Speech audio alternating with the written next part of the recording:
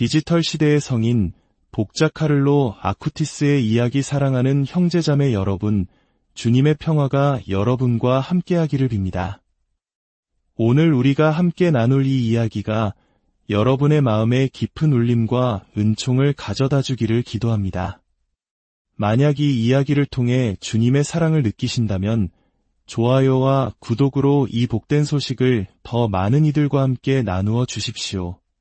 여러분의 작은 손길이 복음을 전하는 귀한 도구가 될 것입니다. 여러분의 삶에 늘 하느님의 축복이 가득하시기를 바랍니다.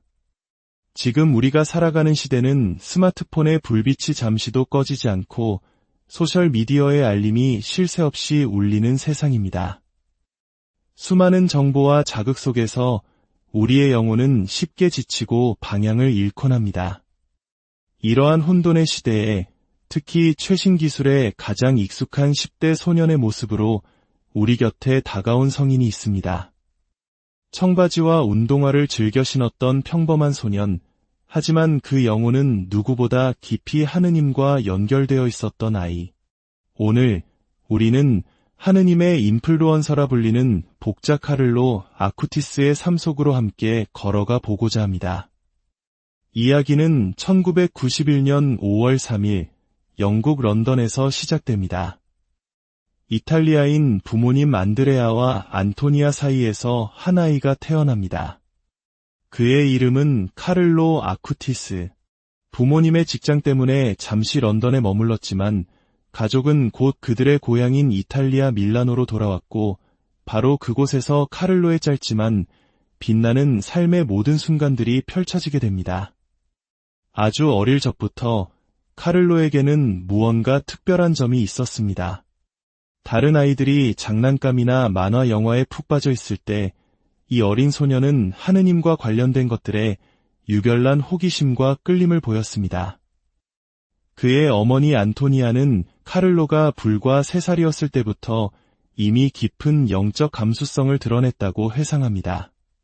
어느 날 성당 앞을 지나가던 어린 카를로는 문득 걸음을 멈추고는 이렇게 말했습니다. 엄마, 성당에 들어가서 예수님께 인사드리고 싶어요. 그 누구도 어린 카를로에게 신앙에 대해 체계적으로 가르쳐준 적이 없었습니다. 하지만 그의 영혼 안에는 마치 하늘을 향해 방향을 알려주는 영적인 나침반이 심어져 있는 듯했습니다. 놀랍게도 카를로의 어머니 안토니아는 본래 신앙생활을 열심히 하는 신자가 아니었습니다. 그녀 스스로 성당에만 이름만 올려놓은 냉담자였다고 고백할 정도였죠. 하지만 어린 아들의 순수한 신앙과 끝없는 신학적 질문들은 그녀를 다시 하느님께로 이끌었습니다. 안토니아는 아들 때문에 신학을 공부하기 시작했다고 말합니다. 저를 다시 신앙으로 이끌어준 것은 바로 제 아들 카를로였습니다. 카를로는 고작 몇 살밖에 안 된 어린 아이였지만 저에게는 위대한 스승이었습니다.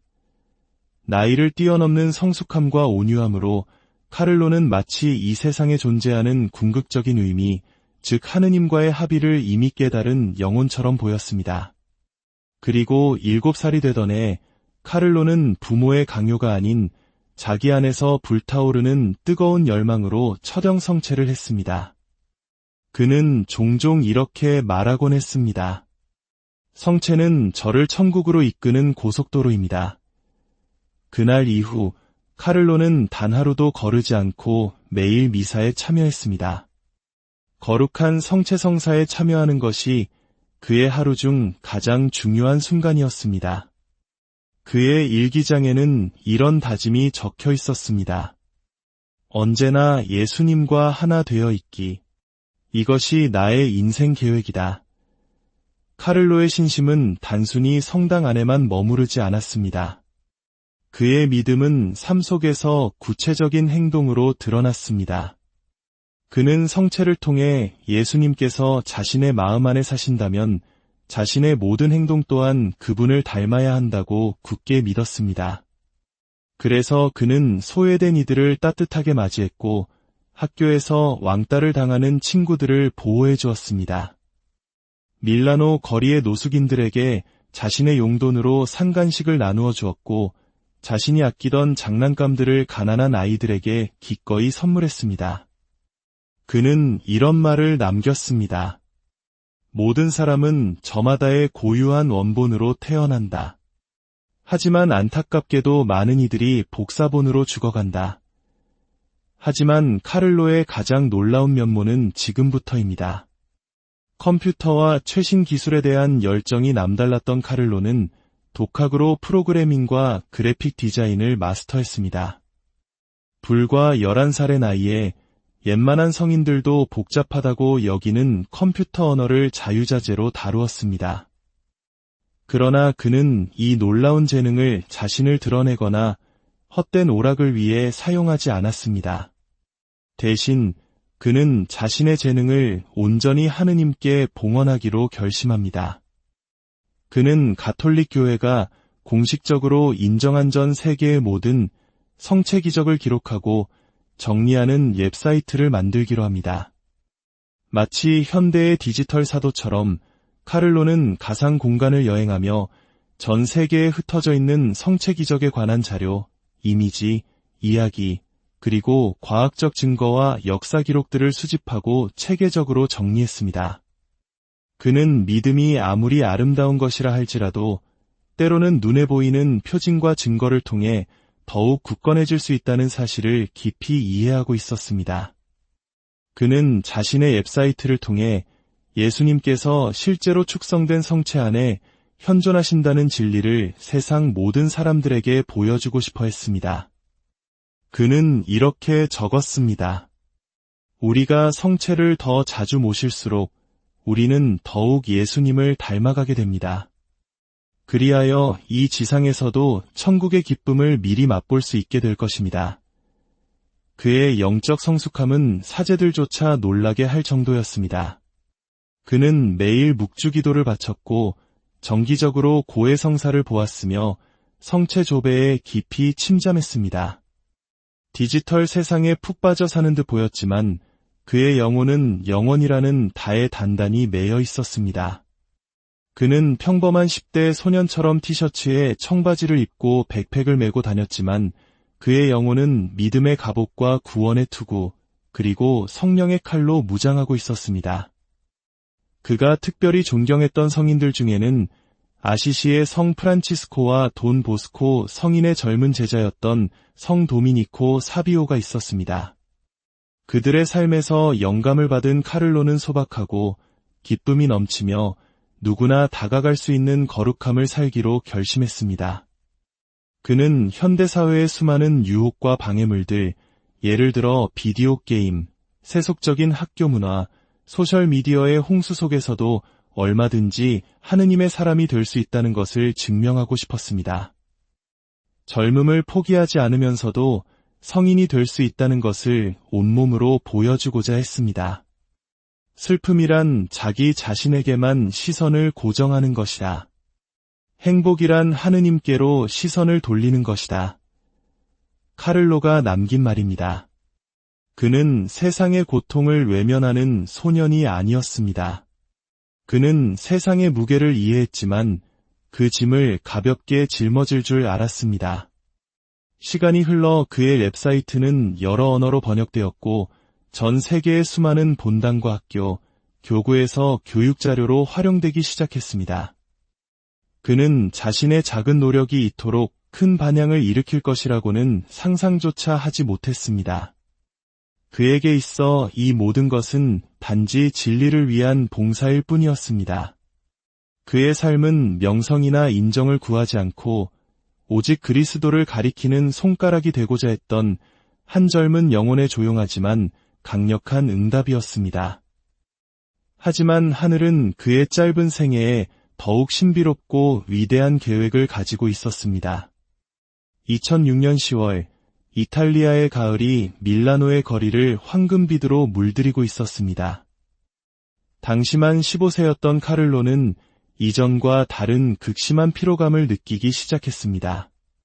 어머니는 아들의 얼굴이 평소보다 창백해진 것을 알아차렸지만 카를로는 여전히 평온함을 잃지 않았습니다. 갑작스러운 고열로 병원을 찾았고 정밀 검사 끝에 의사들은 청천벽력 같은 진단을 내렸습니다. M3형 급성 골수성 백혈병. 가장 공격적이고 치명적인 형태의 백혈병이었습니다. 누구라도 절망의 나락으로 떨어질 법한 소식 앞에서 카를로는 무너지지 않았습니다. 그는 분노하거나 왜 자신에게 이런 일이 일어나야 하는지 묻지 않았습니다. 대신 그는 놀라울 정도의 평화로움 속에서 어머니를 바라보며 이렇게 말했습니다. 이 모든 고통을 교황님과 교회를 위해 그리고 제가 천국으로 바로 갈 수 있도록 하느님께 봉헌합니다. 그의 목소리에는 이 세상의 것이 아닌 듯한 단호함이 깃들어 있었습니다. 그의 시선은 더 이상 흔들리지 않았습니다. 병상에 누워있는 동안 카를로는 단 한 번도 미소를 잃지 않았습니다. 끔찍한 육체적 고통을 영웅적인 인내심으로 견뎌내면서도 그의 마음은 굳건히 하느님 안에 머물러 있었습니다. 그는 가족들에게 자신 때문에 울지 말아달라고 부탁했고 결코 불평하지 않았습니다. 오히려 구세주이신 예수님께 더 가까이 다가갈 수 있게 된 매 순간에 감사했습니다. 그를 돌보던 한 간호사는 이렇게 증언했습니다. 저는 그렇게 어린 나이에 그토록 큰 사랑으로 죽음을 받아들이는 사람을 본 적이 없습니다. 2006년 10월 12일 카를로 아쿠티스는 하늘의 부르심을 받았습니다. 그의 나이 불과 15세였습니다. 그는 짧은 생을 살았지만 마치 밤하늘을 가로지르는 유성처럼 짧지만 결코 잊을 수 없는 찬란한 빛의 흔적을 남기고 떠났습니다. 죽기 전 카를로는 자신이 그토록 존경했던 아시시의 성 프란치스코의 도시 아시시에 묻히고 싶다는 유언을 남겼습니다. 그의 유해는 성 프란치스코가 세상의 모든 부와 명예를 상징하는 옷을 벗어 던지고 온전히 그리스도를 따르기로 결심했던 바로 그 성당에 안치되었습니다. 이는 마치 카를로 역시 자신의 젊음, 지성, 재능, 그 모든 것을 사랑의 번제물로 하느님께 바친 것을 상징하는 듯했습니다.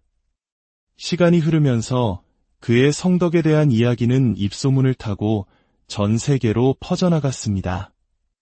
그의 이야기를 접한 젊은이들이 다시 미사에 참여하기 시작했고 손에서 놓았던 묵주를 다시 들었으며 나쁜 습관들을 끊어냈습니다. 수많은 사제들이 그의 전구를 통해 일어난 회심의 사례들을 보고했습니다. 마침내 2013년 그의 시복시성 절차가 공식적으로 시작되었습니다. 그리고 2020년 프란치스코 교황은 카를로 아쿠티스의 전구로 일어난 한 가지 기적을 공식적으로 승인했습니다. 그것은 브라질의 한 어린 소년이 췌장의 희귀병으로 죽어가던 중 카를로의 유물을 만지고 그에게 기도한 후 의학적으로 설명할 수 없이 완치된 사건이었습니다. 바티칸의 의료위원회는 이 치유에 대한 어떠한 과학적 설명도 찾을 수 없다고 결론 내렸습니다. 그리고 2020년 10월 10일 아시시의 성 프란치스코 대성당에서 카를로 아쿠티스는 복자로 선포되었습니다. 시복식에서 공개된 그의 유해는 보존 처리가 되어 있었고 그는 살아생전 즐겨 입던 평범한 옷차림, 즉 청바지와 나이키 운동화, 그리고 스포츠 상의를 입고 있었습니다. 이것은 결코 연출된 모습이 아니었습니다. 그것은 비범한 영혼을 지녔던 한 평범한 10대 소년, 카를로 아쿠티스 그 자체였습니다. 프란치스코 교황은 교황 권고 그리스도는 살아계십니다에서 카를로를 직접 언급하며 이렇게 말했습니다. 카를로는 커뮤니케이션, 광고, 소셜 네트워크와 같은 것들이 우리를 잠들게 하고 소비주의와 거짓 뉴스에 중독되게 만들 수 있다는 것을 아주 잘 알았습니다. 그러나 그는 이 새로운 기술들을 복음을 전파하는 데 사용할 줄 알았습니다. 오늘날 아시시에 있는 그의 무덤은 전 세계 젊은이들의 순례지가 되었습니다. 수많은 이들이 그곳을 찾아와 그의 삶 앞에서 자신의 삶을 되돌아봅니다. 카를로의 이야기는 우리에게 거룩함이 먼 과거의 유물이 아님을 보여줍니다. 거룩함은 바로 오늘, 여기, 우리의 평범한 일상 속에서 우리가 사용하는 기술 속에서 피어날 수 있다는 희망을 줍니다. 카를로는 생전에 늘 이렇게 말했습니다. 우리의 목표는 유한한 것이 아니라 무한한 것이어야 합니다. 무한, 즉 천국이 바로 우리의 고향입니다. 하늘이 우리를 기다리고 있습니다. 그는 이 확신을 가지고 세상을 떠났습니다. 삶에서 도망친 것이 아니라 아버지의 품을 향해 달려간 것입니다. 그는 우리에게 진정한 발전은 기술의 발전이 아니라 영적인 성장에 있음을 일깨워 줍니다. 수많은 디지털 연결 속에서 결코 끊어져서는 안 될 단 하나의 연결, 바로 우리의 영혼과 하느님을 잇는 연결이 있음을 가르쳐 줍니다. 한 손에는 컴퓨터를, 다른 한 손에는 묵주를 들었던 소년. 카를로 아쿠티스는 인터넷을 복음화했을 뿐만 아니라 그것을 구원했습니다. 그는 하느님에게서 수많은 영혼을 멀어지게 하는 바로 그 도구가 반대로 영혼들을 진리로 이끌 수 있는 강력한 통로가 될 수 있음을 보여주었습니다. 그는 젊은 나이에 죽었지만 결코 미완의 삶을 살지 않았습니다. 그는 자신의 사명을 완수하고 자신의 삶을 온전히 불태웠습니다. 이제 그가 우리 각자의 마음에 직접 던지는 질문이 메아리처럼 울려 퍼집니다. 당신은 지금 당장 하느님 곁으로 갈 준비가 되었습니까? 아니면 여전히 사라질 것들에 마음을 빼앗겨 살고 있습니까? 복자 카를로 아쿠티스의 이야기가 오늘을 살아가는 우리 모두에게, 특히 젊은이들에게 유한한 세상 속에서 무한한 가치를 추구하며 살아갈 용기와 지혜를 주기를 기도합니다. 주님께서 여러분 모두에게 강복하시고 복자 카를로 아쿠티스의 전구를 통해 필요한 모든 은총을